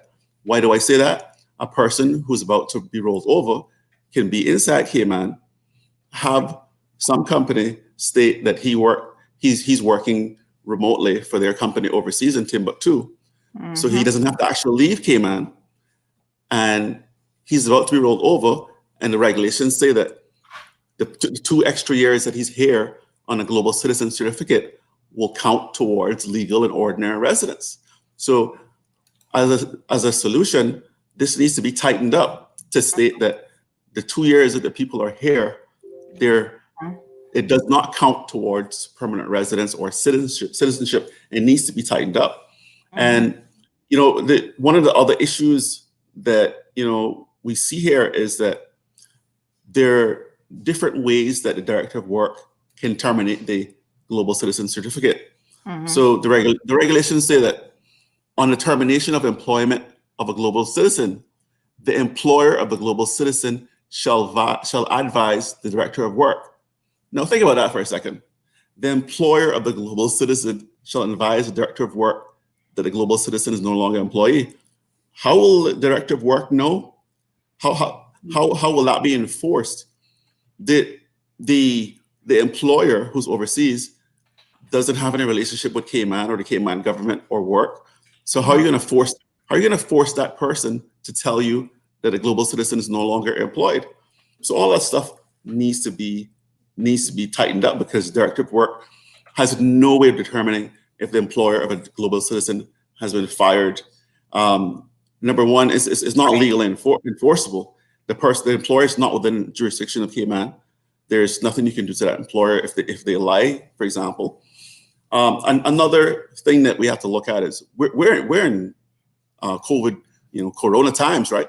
So another reason that the Director of Work can use to revoke the Global Citizen Certificate is if the person, it says here, if the person is medically certified to be suffering from a communicable disease that makes his or her continued residence in the islands dangerous to the community. What does that tell you? So that means that it says if the person is medically certified to be suffering from a disease that can be communicated to other people, that's dangerous to other people. What do we think of automatically? Corona. So what does that mean? If the director can revoke the Global Citizen Certificate in the case of a disease, a communicable disease, then is COVID considered a communicable disease? And if the person arrives here and if the person is positive, does that mean that you automatically revoke the Global Citizen Certificate? So I think that more thought needs to be put into this in terms of, what are the implications of various clauses? Because when you look at something like this, it means that as you land, you're positive for COVID, it's a communicable disease. It means your Global Citizen Certificate has to be revoked. This is according to what the regulations say, at least it's the power of the director to do so. And one of the other reasons, don't be too surprised I say this, Sandy, but one of the other ways that the director of work can terminate a Global Citizen Certificate is if the person is reasonably believed to be a prostitute and come to the Cayman Islands for the purpose of prostitution, or the person is reasonably believed to be living on or receiving the proceeds of prostitution. Now tell me, how is the director of work going to find out or have a reasonable belief that a person is a prostitute or living on the proceeds of prostitution? I mean, will immigration be following everyone around to see what their activities are? That's interesting. So they specifically highlighted prostitution. Did they look at did they highlight any other criminal activity other than prostitution? So I'm just looking at the wording, and I mean so section 6 of the regulations deals with reasons that the director of work can use to terminate. So one is if the person engages in subversive political activity or promotes racism in Cayman or elsewhere. Just looking at what the regulation actually state, right? So if the person has been convicted of an offense in Cayman, if the person is convicted of an offense under the laws of another country, and if the person is convicted of offense in another country and their continued presence in Cayman is a concern for public interest, if the person is suffering from a mental illness or mental impairment, and if the person is no longer able to support their dependent, if the person is delinquent for more than 90 days from paying the annual fees, and the other one is failure to maintain minimum income stated in the Global Certificate, and your favorite, if the person is reasonably believed to be a prostitute and have the purpose of prostitution, or to be living on or receiving the proceeds of prostitution.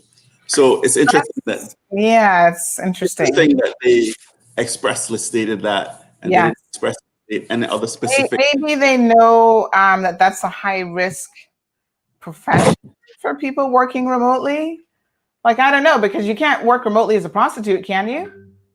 I guess virtual prostitution might be a thing now with COVID, like selling, what's it called? Online sex or whatever. Is that considered prostitution? I think I need to look at the penal code to see what the definition is. Because I think someone has been arrested in Cayman before for being a pimp. So I haven't actually heard of.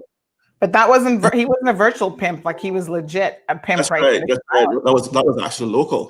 So I have to wonder, my apologies as I'm not familiar with these types of things. But I'm now thinking, my brain is kind of like the wheels are spinning. Is there such a thing as virtual? I mean, obviously there's a lot of online sex, right? Would that be considered prostitution? Not really. Yeah. So online activity. So you could be sitting here running a porn business that's legal in other places, but remotely doing it from the Cayman Islands. That would be okay. And you could be a global citizen and receiving this concierge treatment, I guess. I mean, as long as, the way the law says, you have to be convicted of an offense under the law of another country or Cayman. So right. I think your act of doing something, we're talking about breaking the laws. You actually have to be convicted overseas or in Cayman. Darlene makes a great point. about small businesses having to hire people and permit and has to pay so much money. A mason or carpenter can be $2,100 on average, but yet the ultra rich are being courted to come into the Cayman Islands, and they only have to pay US dollar $1,469 per annum. It's such a unusual amount. I don't know why they didn't just round it up to $1,500. I don't know where they got the $1,469 from, but yeah, that's not a whole lot of money. And I take your point, Darlene. It's a very valid point that not only is that not a whole lot of money, but struggling local businesses, stick a pin, not just struggling local businesses, struggling local farmers are being subjected to increases in fees when they're, living hand to mouth and paycheck to paycheck or whatever, banana to pumpkin. And they had an increase in their fees recently, but yet we're lowballing on this concierge program. It does seem very, very strange. Good morning, Elizabeth. And thank you so much for joining us and for tuning in. So Alric, this has certainly been a bit of a eye-opener for me, for sure. Louis is saying it's prostitution if you're receiving money for sex, regardless of if it's cyber or not, if it is illegal in that country. Yeah. Yes. Well, but I don't know that sex can be virtual. Yeah. Well, the looking at the regulations, the director of work is only concerned about the person being reasonably believed to be a prostitute and have come to the Cayman Islands for the purpose of prostitution, or to be living on or receiving the proceeds of prostitution. So the issue is how do you detect that? Do you then invade the privacy of every person who comes to Cayman, and you hack all their computers to see what they're viewing online? Do you follow each person around in Cayman to see where they're hanging out? Yeah. And, how do you monitor it? So we need to tighten up some of this wording. But it's probably one of those things that's next to impossible to monitor. It's kind of like fake marriages. I mean, marriages of convenience are one of the hardest things in the world to prove, really. Although they are completely illegal, it is very, very difficult and challenging to prove those things. Very, very interesting. Yes. Cameron, where were you? You were the one who asked for this show and you didn't even show up. I was wondering where you were. So other thing people need to understand is the global citizen can actually enter and exit Cayman at will. What does that mean practically during COVID? It means that if they go back to a jurisdiction that has a high concentration of positive cases, they could actually come back to Cayman. And when they come back to Cayman, the question is, are they going to be given some special exemption from quarantine? So they come out from Cayman, come out from overseas, and they're back here to work remotely. So the question is, what if they're positive and they're not required to do quarantine? So I'm just curious if the government is going to tighten up some of these things. I think entrance and exit may be an issue for positive COVID cases. Something we need to think about. Okay. All right. Well, Alric, yes, I think that those are some rather interesting points for sure. Thank you so much for taking the time to come on the program today. As we've indicated, Alric is actually an attorney, folks. He's also a certified public accountant. And so, he's in a better position than probably most to pick apart and dissect legislation and regulations, to kind of look for some bits and pieces that don't quite make sense. And I'm glad that he was able to break it down in a very easy fashion for us to understand here today in terms of this Global Citizenship Concierge Program. Yes, this is quite interesting. Cameron tells us that hot crosstalk was hot this morning. Well, I don't know. The numbers seem like everybody was quite interested in this conversation, but we'll check out that issue of the fish market shutting down. I don't know who they are, but we will certainly look into that and see what's going on there. And if I could just end on yes. some other areas. One of the other things that the director of work has to consider is the character of the person, right? Yes. So, but the problem is this: is we have to look at what's practical. So it says that the applicant, we have to check that the applicant and any dependent are of good character. So tell me something: how do you determine if a child is of good character? So it tells you that the provisions are not well thought out. So you're allowed to bring a child, and that child is your dependent. But then part of the application process is determining if that child, your dependent, is of good character. Like, we need to think through these things when we put them in legislation.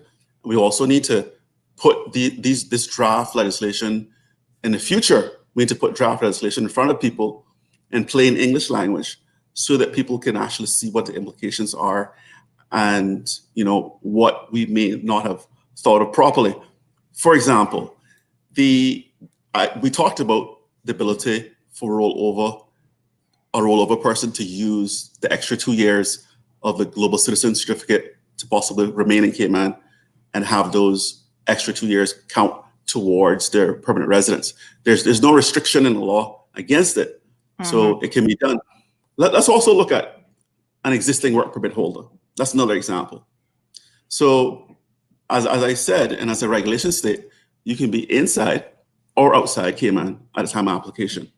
So let's say you're a work permit holder that's not near the permanent residence or not near rollover time. So if you can be here in Cayman at the time of application, let's say you don't have any work right now as a work permit holder, and you get an agreement with your Cayman company that has a branch overseas to give you a letter saying that you're going to work from Cayman for the company overseas. So you in Cayman, you don't have no job, but you got your employer to create a letter for you. And so you can stay here under the global certificate. So what does that allow you to do as a work permit holder who's unemployed in Cayman? It would allow you to remain in Cayman for another 2 years until hopefully the pandemic is finished. So there are a lot of concerns that we need to tighten things up. We need to tighten up what information we're asking for, what background checks we're doing, how do we confirm that someone is really working for someone overseas? How do we confirm? Are we going to use tax returns?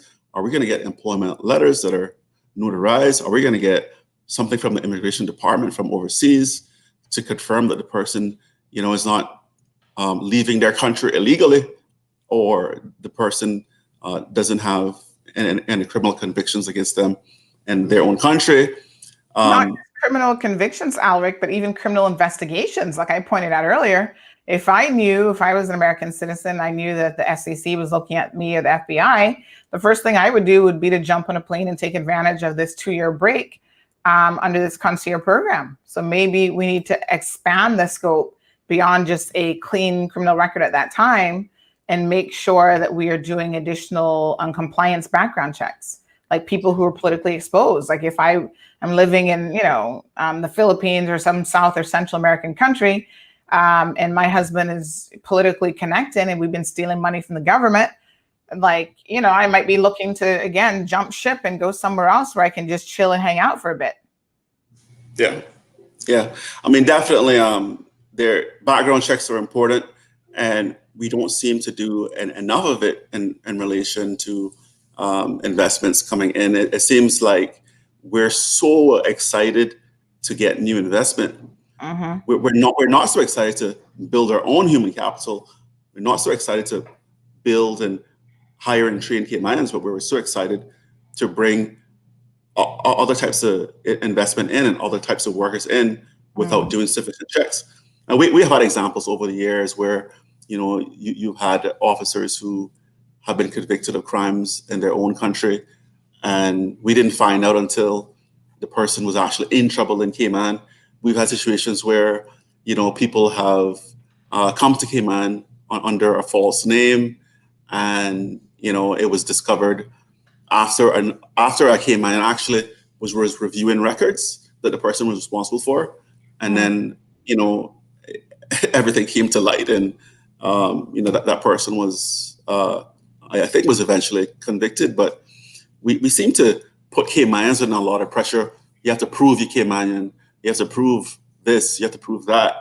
But for other people, a lot of people seem to get a break, and the red carpet gets rolled out, just like the red carpet is being rolled out for the Global Citizen Certificate, and the regulations are just not tight enough.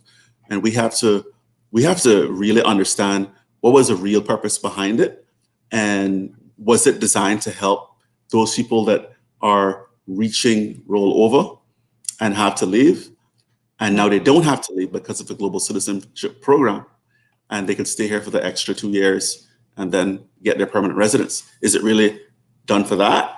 Is it done for work permit holders who are currently unemployed and who are just waiting for the economy to rebound so they can get their job back?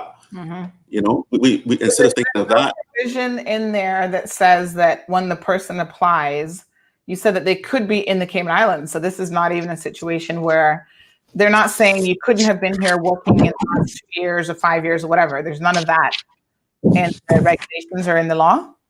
Well, the application. Sorry, your camera's being hidden again.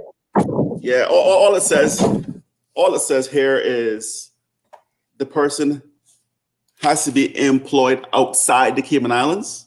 It says employed outside the Cayman Islands, but it goes on. It goes on to say that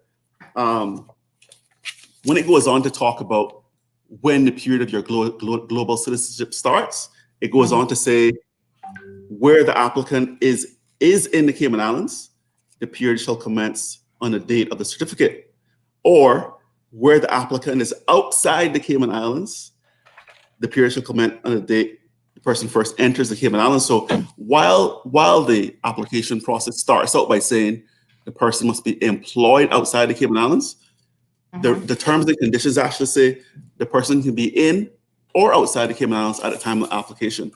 So if you're in Cayman, you have to show that you are employed outside Cayman. But the issue with that is we know that many companies have branches. So if you're a work permit holder and your company has a branch overseas, they could easily develop a letter saying that, confirming that, oh, this person makes $100,000 or whatever the threshold is under the regulations. They could easily do that, have their overseas office say that, yeah, they're working for the Timbuktu office, but they're going to remain in Cayman and work remotely. So while the person is here, actually unemployed, really, in reality, they can just wait out the whole COVID period. They get their job back. Whereas our focus should be getting Caymanians to work, getting Caymanians jobs and retooled and retrained to enter other industries. That's what we should actually be doing. But we're so motivated to get other capital in and other income in, no matter how much it is, that we're just ignoring the plight of our own country and our own people. The regulations need to be tightened up. Okay. All right. Well, let's leave it there. Thank you so much, Alric, for joining us today. And folks, you can tune back in next week, Thursday. Alric will be joining us yet again for another discussion. I think on next week's agenda is going to be the legal services bill. Is that what it's being called? Which the government just announced yesterday that they would, in fact, be now taken to the Legislative Assembly. Now, we have talked about this bill previously, and we need to delve into it a little bit deeper. So if you're curious about how government has changed the legal practitioners bill, which has failed to pass the last time they were in power, the same government, they've now redressed it. They put in a fancy dress, AKA a new name. But what else has changed? So tune in next week, Thursday, to hear Alric's take on that and to have that discussion. Folks, you've got to be concerned about legislation that is being pushed through in this jurisdiction, in this country. It is necessary for you to be properly informed. The government always wants to talk about fake news, but the thing that I find most interesting is the same political leaders who sit down every single day talking about fake news never take the time to sit down and explain these processes to you, explain the bills, and explain the legislation that they're attempting to push through. They just have the legislators draft it and they're going to push it down your throat no matter what. I think understanding it is critical to having an appreciation for whether or not you can support some of the government initiatives or not. Mr. Todd says, is there a special committee overseeing this program? And how long is the vetting process? We don't have any of those details, my dear. The regulations don't talk about any period of time for the vetting process.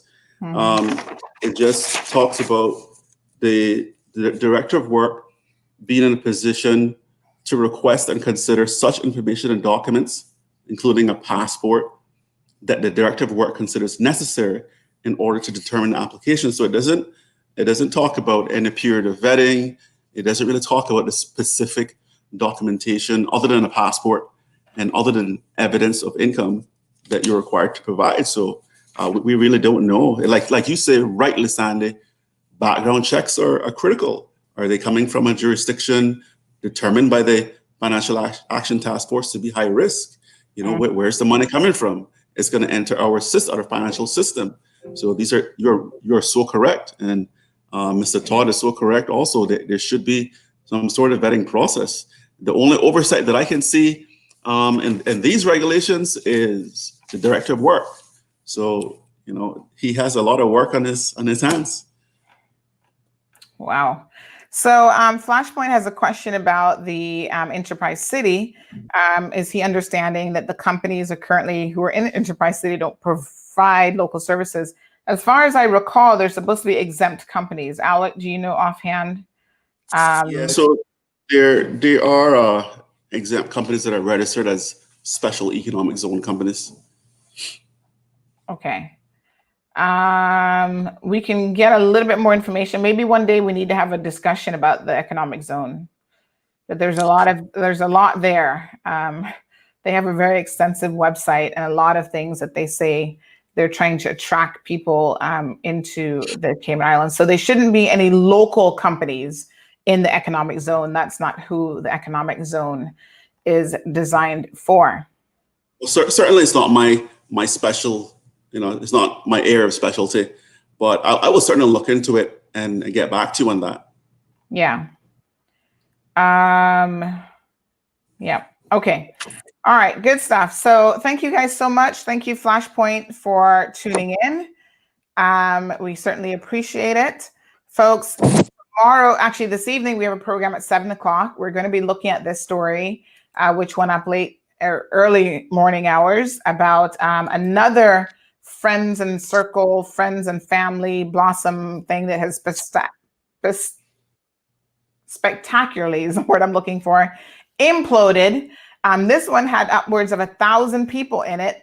The police were called on numerous occasions. So we'll break it all down and go through all of the details. Again, our real desire here is to warn you all that at the end of the day, you've got to just be careful of what you're getting involved in, and buyer beware.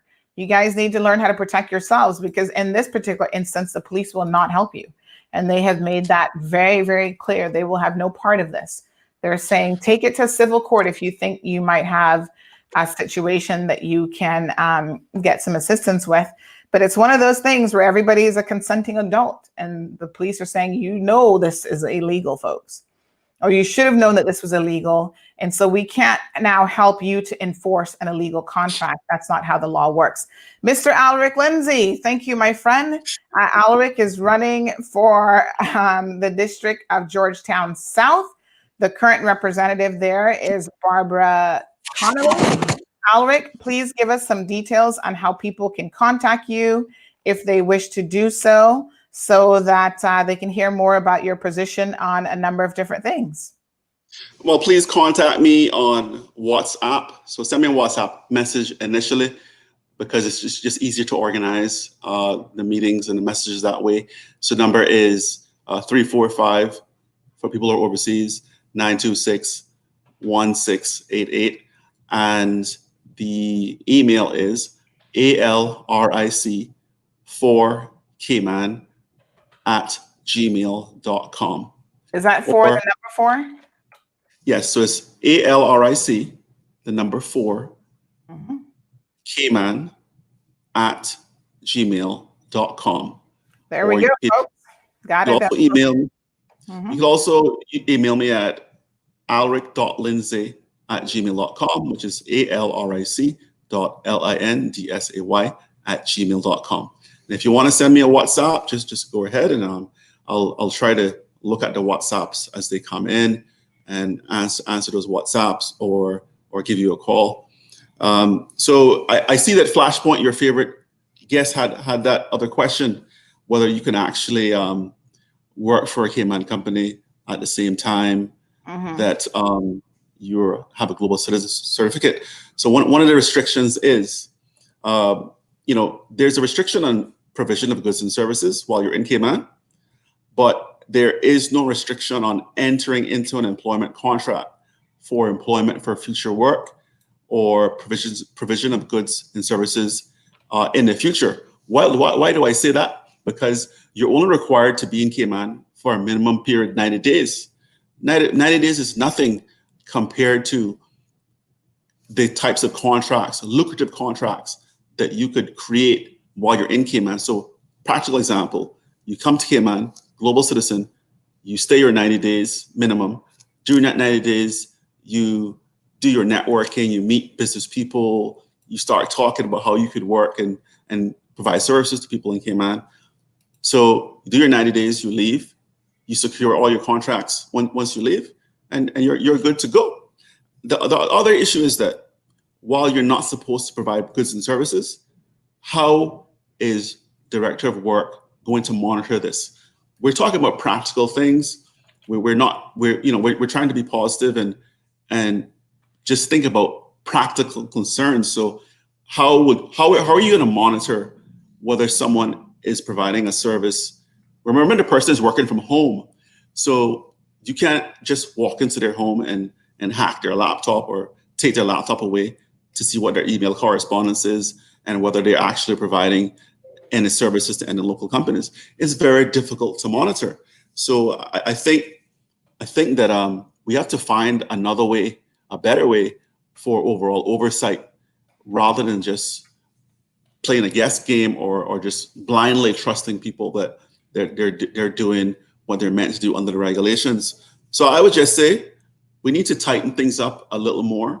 We need to have some kind of oversight, but the oversight cannot interfere with the person's privacy and their enjoyment of the Cayman Islands while they're here. So definitely, Sandy, I'm so happy that you brought this topic forward, because it's so often that we pass regulations here and they're passed so quickly and people don't get a chance to comment or give their feedback. I do understand that certain stakeholders were contacted in regards to this Global Citizen Certificate Program. That's my understanding. Some people were contacted, but I think that we would have benefited from a wider consultation, so that we could have actually made some recommendations to tighten this up in the interest of Caymanians, because like I say, there's a real risk of someone just coming here for 90 days, doing their interviews, making their contacts, leave after 90 days, get their work permit. Get a work permit, come back to Cayman, get a job. Meanwhile, Caymanians are out of jobs. So let's tighten this up. All right, my friend. Thank you so much, Alric. Have a beautiful and productive Thursday. Donovan and many others enjoyed the conversation this morning, so we certainly do appreciate that. Like I said, we've got a wealth of Caymanians who are very equipped to, discuss these topics. And I agree, this was passed, unfortunately, without any consultation from the general or wider public. And there are persons such as Mr. Lindsay and others who could have very well provided some recommendations to the government on how to fine tune this to make sure that it's actually working well for the people. Don't just, push legislation and regulations down their throats. I think that the idea, the concept isn't a bad one. But a lot of it, they say the devil is in the details, folks. And the devil in the details here, we need to look closely at. It doesn't seem like it's really geared towards the ultra rich persons that we, from the press release, that they're trying to actually attract. These digital nomads better be making more than $100,000 US to live in the Cayman Islands. But as we can see, the real requirement here isn't really that they live in the Cayman Islands. You just come here for 90 days, apply, pay the fee, and then you're able to hop in and out of the Cayman Islands at will. Good, folks, please tune in to the show this evening. We will have more information for you on that Blossom Circle that has fallen apart and anything else that happens today. So Cameron has made us aware of a situation there in town that we definitely need to get some details on and to check out. Of course, our remit here at Cayman Mall Road is to bring you the news and information and the bits and pieces that you are most interested in. We are in political season, folks, whether you want to believe it or not. We are only a couple months shy, well, May's right around the corner, a couple months shy of the general election here in the Cayman Islands. And one of our biggest remits here at Cayman Mall Road is to be very much involved in the election process and to hopefully get you to understand the quality, caliber, and substance of some of the people that you have running for political office, both the persons who are in there now and those who are putting their selves out for elected office. We will be putting them to task, folks. We will be asking them the hard questions. Well, if they come on the show, because we know that some of them will be hiding out. They won't come on here because they will not be able to answer the questions. You need people who can break down information for you, people who are willing to take the time and sit down and explain things as Alric has done this morning. That's the kind of representation that you want, folks. People who can relate to you, not highfalutin millionaire merchants who don't have a clue about what's really happening in the Cayman Islands. There has to be a sense of relatability. Yes, there's a sense of community service and other things. We are looking for a 360 package, in my opinion, when it comes to our elected officials. Nobody's perfect, but I sure appreciate an elected official that can actually talk. And you know, some of those that we have in there right now, I cringe every time I hear them read a speech or speak. I'm just like, oh my God. This is what we've elected to public office. We are the laughing stock of the world sometimes. And I see the comments on social media about joke and dumb, and this one can't read and this one can't pronounce words. And, you know, it really makes us look less than intelligent, folks. And we are operating in a global world. So let's get it together. Miss Jem, good morning to you, my dear. She says, well-explored topic this morning. Thank you, Sandra. You're most welcome. Cameron says, keep up the good work. Thanks, Sandy. And Jem says, thank you to Alric Lindsay as well. Good, folks. Have a beautiful and productive Thursday. The month is almost over. We got Halloween coming up this weekend. Tomorrow is Friday already. My goodness. I want you guys to have a beautiful day. Thank you and big shout out to Miracle Brokers. By the way, we posted, if you've not liked Miracle Brokers, by all means, please go and have a look at their social media. They're on Instagram, on Facebook. They had posted a question. I was going to share it this morning, but I understand that there's already a winner. A photo, and the question was, win $100 if you can figure out what this is in the photo. And I understand, I haven't seen it yet. I'm going to go check it out. That someone has already guessed it. That was pretty easy. I thought it was going to be hard, but guess not, because you guys are some smart cookies. So please go give their page a thumbs up, a like. Miracle Brokers and their sister company Airpost are, they bring in all your goods for you here in the Cayman Islands, but not just bring it in. They're like logistics experts, and we're going to talk about some of the things that they do because it's pretty cool, actually. So big shout out to them.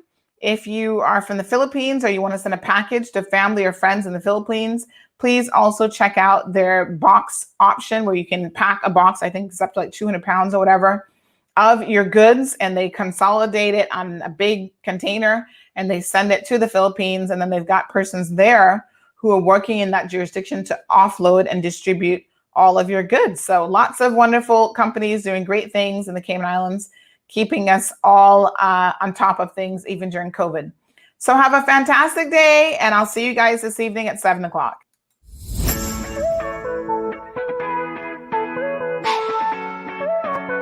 Magandang araw po mga kababayan, Joy Anglin po. Nabili na po ba ninyo ang dish pack ng Miracle Brokers? Up to 200 pounds kaya pong ilagay dito. Halina po kayo, Christmas na sa Pilipinas, tamang-tama po para sa mga ate at kuya. Halina po kayo dito sa Miracle Brokers. Miski pwede pong ilagay dito sa box. Pera lang po ang jowa nyo. Contact us at 949-5989 or email us at info@miraclebrokers.